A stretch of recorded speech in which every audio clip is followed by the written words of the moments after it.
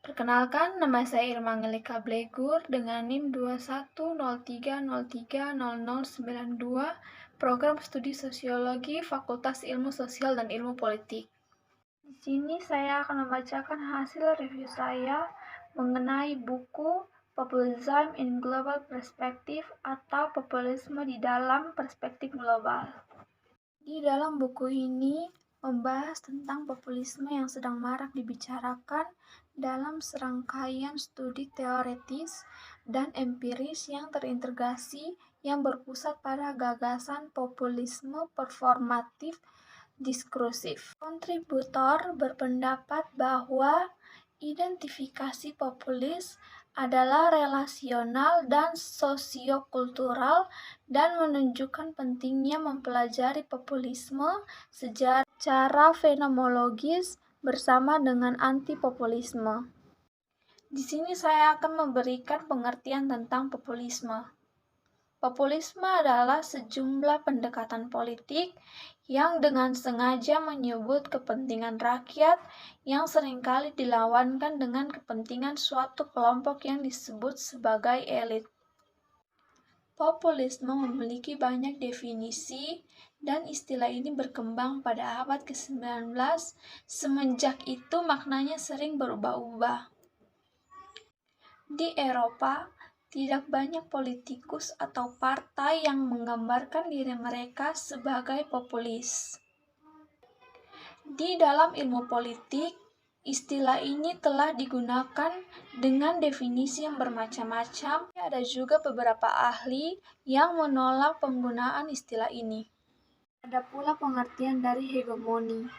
Hegemoni adalah sebagai suatu dominasi kekuasaan suatu kelas sosial atas kelas sosial lainnya melalui kepemimpinan intelektual dan moral yang dibantu dengan dominasi atau pendinasan. Bisa juga hegemoni didefinisikan sebagai dominasi oleh satu kelompok terhadap kelompok lainnya, dengan atau tanpa ancaman kekerasan, sehingga ide-ide yang ditekankan oleh kelompok dominasi terhadap kelompok yang lainnya didominasi atau dikuasai diterima sebagai sesuatu yang wajar dan tidak mengekang pikiran. Teori populisme berpusat pada prioritas yang dikaitkan dengan populisme konstitusi rakyat dalam relasi antagonistik yang mengadu domba rakyat melawan pihak lain tertentu. Ada juga pengertian tentang teori populisme diskursif.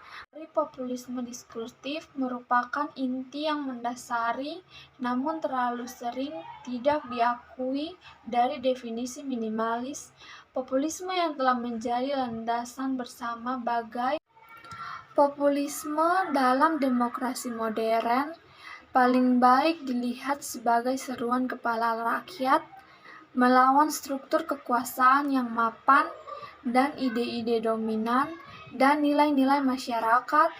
Mereka melibatkan pemberontakan melawan membangun struktur kekuasaan atas nama rakyat. Dalam buku ini juga membahas tentang keterkaitan populisme dan demokrasi. Populisme dan demokrasi adalah dua hal yang sering dikaitkan karena memiliki basis yang sama, kedaulatan kekuasaan rakyat. Basis serupa ini menciptakan semacam hubungan timbal balik antara keduanya. Namun, populisme seringkali diidentifikasikan sebagai demokrasi, padahal keduanya adalah hal yang berbeda. Fenomena politik, identitasnya biasanya memiliki pemimpin sebagai titik sentral, tidak terkecuali dalam populisme.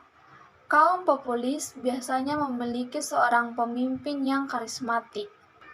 Populisme sering diarahkan oleh pemimpin kuat yang mana dapat melalui perilaku dan ucapan mereka menampilkan diri mereka sebagai suara rakyat. Ia akan terlihat menjadi sebuah refleksi dari masyarakat itu sendiri.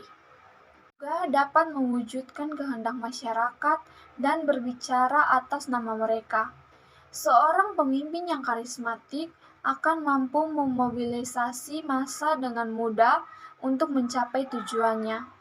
Ini menyebabkan ketergantungan populisme terhadap kepemimpinannya. Pemimpin populis memobilisasi massa untuk mencapai ide-ide politik tertentu. Memobilisasi massa ini digunakan melalui media untuk meningkatkan kesadaran isu yang dibawa oleh pemimpin populis. Gagasan rakyat sebagai kedaulatan menjadi pengingat fakta bahwa kekuatan politik tertinggi dalam demokrasi berasal dari badan kolektif. Oleh karena itu, memobilisasi massa yang efektif adalah hal krusial bagi pemimpin populis agar dapat Oleh karena itu, memobilisasi massa yang efektif adalah hal krusial bagi pemimpin populis agar dapat menggalang dukungan dari masyarakat. Di belahan dunia, cara-cara populis bisa dilihat dari beberapa negara. Misalnya Donald Trump dengan kebijakan dan visi untuk membangun sistem republikan di Amerika Serikat yang mereformasi pajak dan menyelenggarakan kebijakan anti-imigran. Fenomena populisme dibagi menjadi dua. Yang pertama, radikal left-wing populisme yang membangkitkan dukungan publik dengan menggunakan retorika anti-imperialisme dan menawarkan sosialisme sebagai jalan keluar dengan model kampanye yang menggabungkan populisme dan sosialisme berhasil mempersatukan rakyat yang termarginalkan melawan elit korup.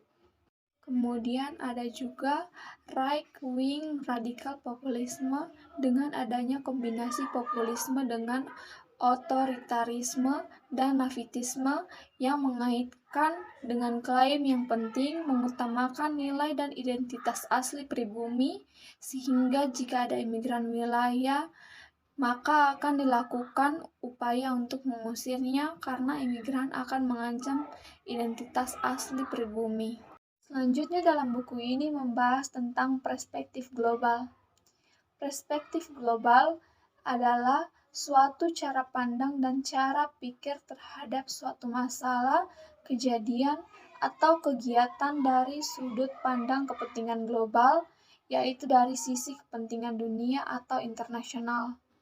Secara ilmiah, perspektif global adalah wawasan atau cara pandang mengenai fenomena secara keseluruhan, yakni fenomena dengan adanya interaksi, interferensi, dan kompetisi antar umat manusia di muka bumi. Dengan kata lain, perspektif global adalah suatu pandangan yang timbul akibat suatu kesadaran bahwa hidup ini adalah untuk kepentingan global yang lebih luas.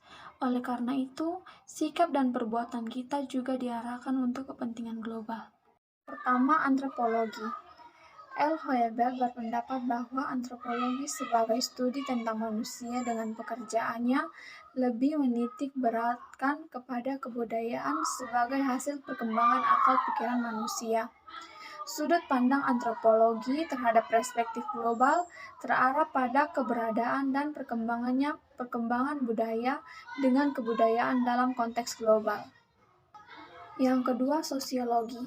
Sosiologi adalah studi tentang fenomena yang timbul akibat hubungan kelompok-kelompok umat manusia. Studi manusia dan lingkungan manusia dalam hubungan antara satu sama lain.